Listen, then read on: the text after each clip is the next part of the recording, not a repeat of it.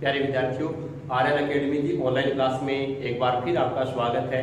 देखिए, विसर्ग संधि को कुछ व्यंजन संधि हम पहले पढ़ चुके हैं और विसर्ग संधि को हम शुरू करने जा रहे हैं। तो विसर्ग संधि ये संधि का तीसरा पार्ट है। पहले हम स्वर संधि पढ़ी है और व्यंजन संधि, और आज हम पढ़ेंगे विसर्ग संधि।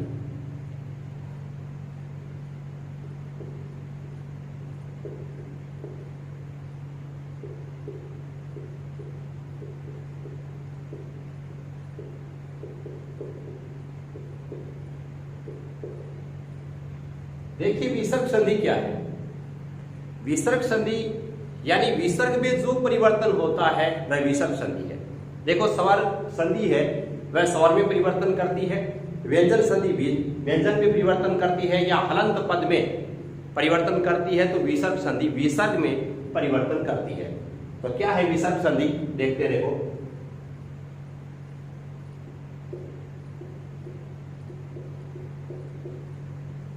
विसर्ग संधि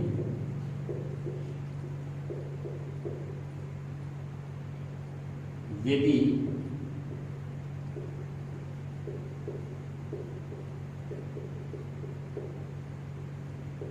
विसर्ग के बाद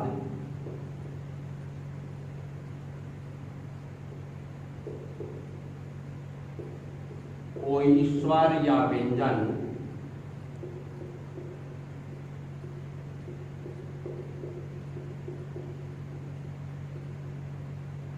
कोई स्वर या व्यंजन आए तो विसर्ग में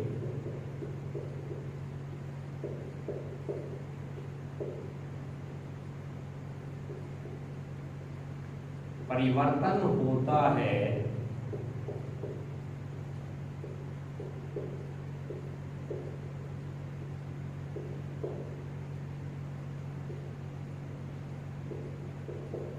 उसे विसर्ग संधि कहते हैं।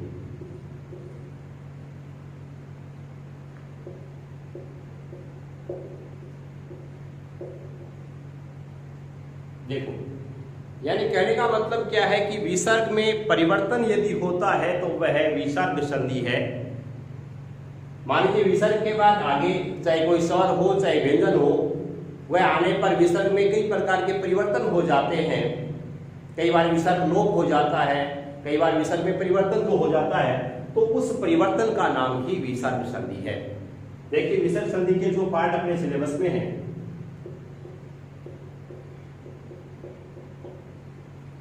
विसर्ग संधि के भेद,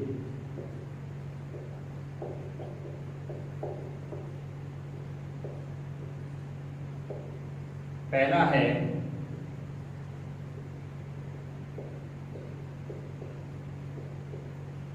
उत्वय संधि,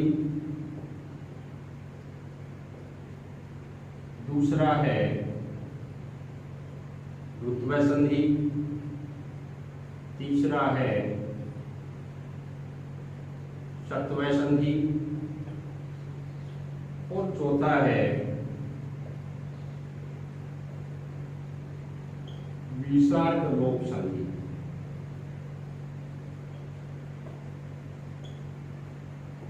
यानी ये चार पार्ट हम पढ़ेंगे विसर्ग संधि के, उत्वय, रुत्वय, शत्वय और विसर्ग लोप संधि। ठीक है, इन चारों पार्टों का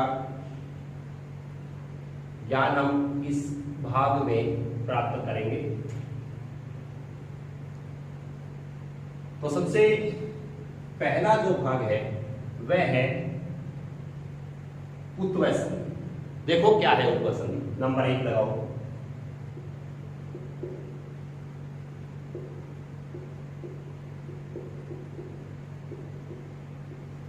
उत्वय संधि यदि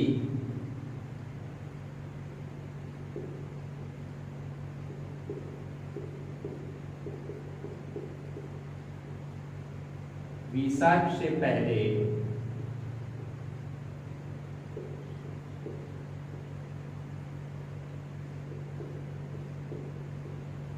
ए वर्ण हो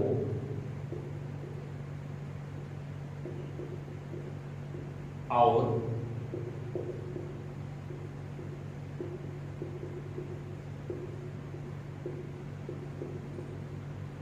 उसके बाद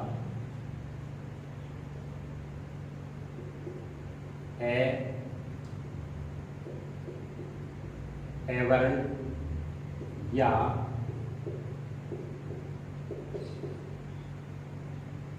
किसी वर्ग का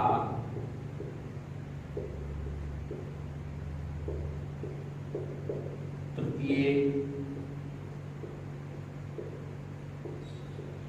चतुर्थ,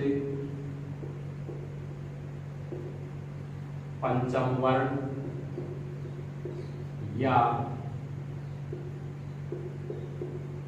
ये रे ले वे वर्ण हो तो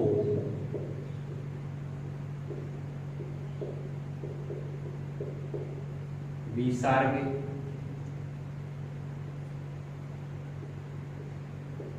उ वर्ण में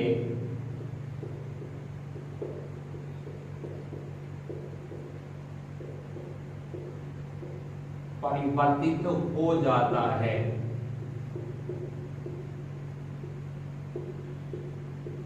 जो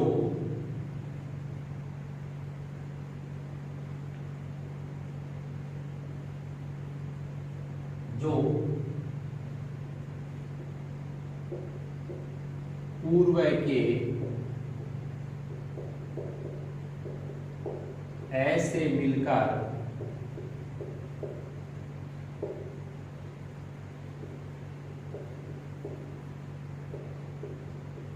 ओ की ध्वनि देता है।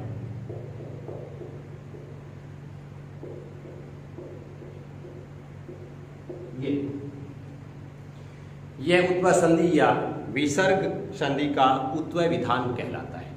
देखो उत्वय संधि है क्या कि यदि विसर्ग से पहले ए यानी प्रथम पद का अंतिम स्थान या अंतिम ध्वनि है वह विसर्ग हो और विसर्ग से पहले ए स्वर हो और उसके बाद क्या हो किसी वर्ग का या तो ए हो या फिर किसी वर्ग का तृतीय, चतुर्थ, पंचम वर्ण यानी तीसरा, चौथा, पांचवा वर्ण।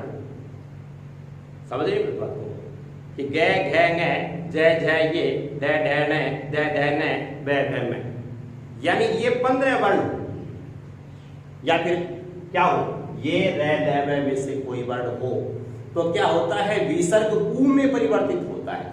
जो विसर्ग है वो जो इन वर्णों को आगे देखेगा ऊ में परिवर्तित हो जाएगा। अब ये ऊ नहीं रहता, ये क्या होता है पूर्व में आए हुए ऐसे मिल करके ओ की ध्वनि देता है यानी ऊ बनता है। इसलिए संधि का नाम उत्तर विधान या उत्तर संधि रखा गया है। लेकिन ये ऊ नजर नहीं आएगा यहाँ पर क्योंकि पूर्व में जो ए है वह उसके नजदीक आएगा। ऊ है वह विसर्ग का जो ऊ बनेगा वह पूर्व में आए ऐसे मिल करके ओ का निर्माण कर देता है। इसलिए सामने जो शब्द हम रखेंगे तो उसमें ऊ नहीं बल्कि ओ नजर आएगा। तो क्या होना चाहिए कि विसर्ग से पहले ए हो और उसके बाद ये या तो ए ही हो या फिर किसी वर्ग का तीसरा, चौथा, पांचवा वर्ण हो या फिर ये रे ले में से कोई भी वर्ण हो तो विसर्ग ऊ में परिवर्तित होता है और पूर्व के ए से मिलकर के ओ का निर्माण कर देता है। देखिए उदाहरण के द्वारा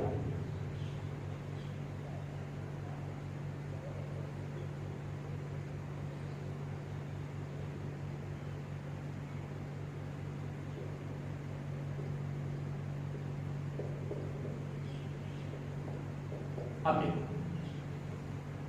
प्रथम पद की जो अंतिम ध्वनि है प्रथम क्या है विसर्ग और विसर्ग से पहले शर्त क्या है ए होना चाहिए।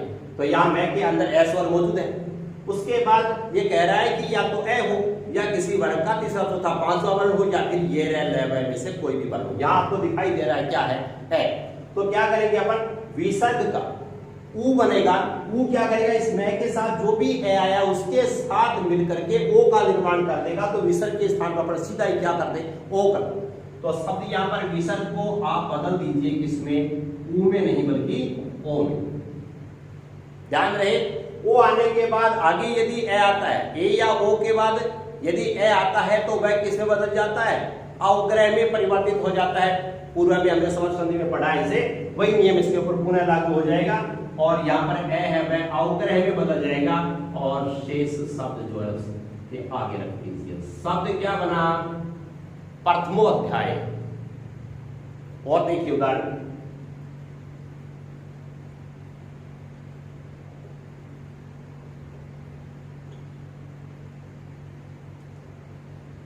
कै जोड़ अपि। याद देख रहे हैं विसर्ग है, प्रथम पद की अंतिम ध्वनि क्या है? विसर्ग है और विसर्ग से पूर्व आपको क्या में क्या नजर आ रहा है? इसका मतलब एक साथ पूरी है, उसके बाद ए। ठीक है, ए होने पर क्या होगा? पूर्व का जो विसर्ग है वह आपको सीधे इसमें क्या करना है? ओ बना देना। इसका ये नहीं है, समझने के लिए आपको पहले बता दिया कि विसर्ग है वह ऊ में बदलता है और वह पूर्व में आए ए के साथ मिलकर के ओ बनाता है। तो अपने को झंझट में नहीं पड़ना और सीधे आप क्या कर देंगे? विसर्ग को ओ में परिवर्तित कर देंगे। तो यहाँ पर कै के स्थान पर क्या हो जाएगा? ओ। आगे ए आ रहा है तो ओ के बाद यदि ए आता है तो किसमें बदलेगा? ए अवग्रह में। शब्द क्या बन जाएगा? ओ अपि। ठीक है, और देखिए उदाहरण,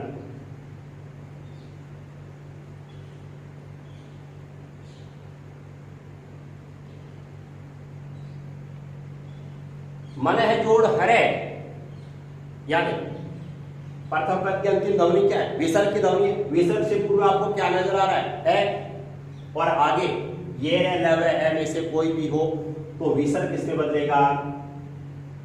किसे बदलेगा? ओ में। और शब्द क्या बन जाएगा?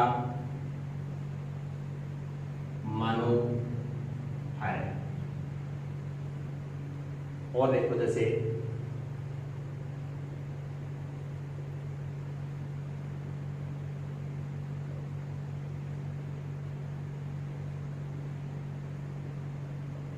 सिरे जोड़ धारिये, विसर्ग है, विसर्ग से पूर्व है आपको नजर आ रहा है। तो यहाँ पर आगे देखिए, आगे क्या है? किसी वर्ग का चौथा अक्षर है, तीसरा चौथा या पांचवा कोई भी हो तो आप क्या करेंगे? विसर्ग को ओ में परिवर्तित कर देंगे। शब्द क्या बन जाएगा? सिरोधार्य। ठीक है, और उदाहरण देखेंगे।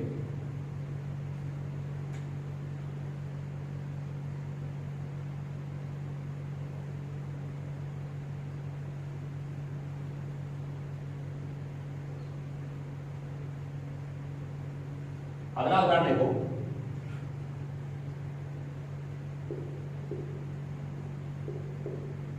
देवे जोड़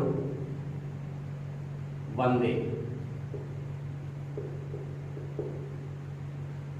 यानी वही है विसर्ग है, विसर्ग से पूर्व ए है और ए यहां पर आगे आपको देख रहा है ये है में से कोई भी वर्ण आ गया है। इसका मतलब विसर्ग किसमें बदलेगा?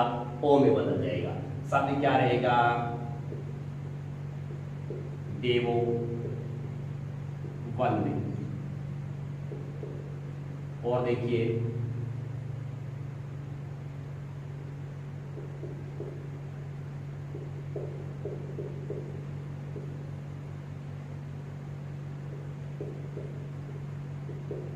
सरे जोड़ वर्ण, या विसर्ग है, विसर्ग से पूर्व है और उसके बाद आप देख रहे हैं ये रे में से कोई वर्ण आ गया है तो आप यहाँ पर विसर्ग के स्थान पर ओ बना दीजिए और शब्द बन जाएगा सरोवरा। ठीक है, और उदाहरण देख सकते हैं हम।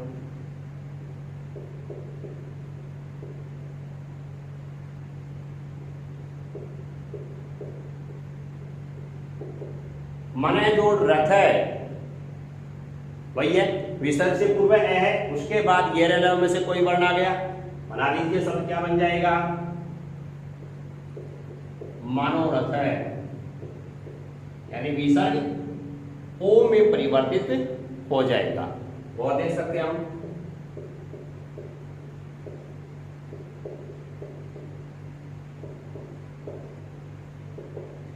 रामे जोड़ गच्छति, या विसर्ग है, विसर्ग से पूर्व है और उसके बाद किसी वर्ग का तीसरा वर्ण है, तीसरा चौथा पांचवा इनमें से कोई भी वर्ण हो तो क्या हो जाएगा? विसर्ग ओ में परिवर्तित हो जाएगा और शब्द बनेगा रामो गच्छति।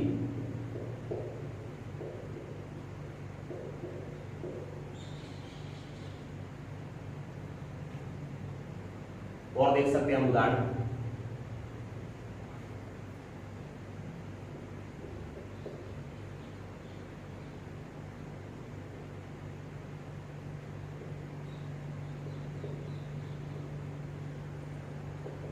मने जोड़ रोग है, विसर्ग है, विसर्ग से पूर्व आपको ए नजर आ रहा है, उसके बाद ये में से कोई भी वर्ण है तो आप विसर्ग को ओ में बदल दीजिए और शब्द रहेगा मनोरोग है।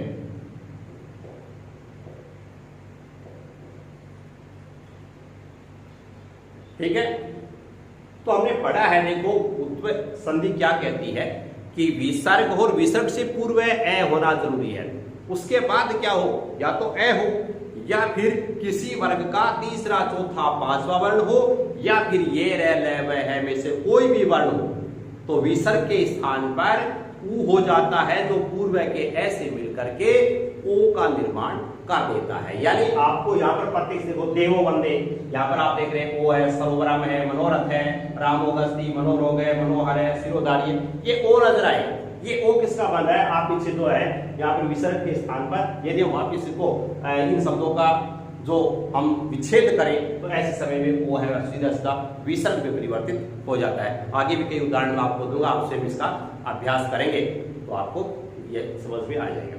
ठीक है, धन्यवाद।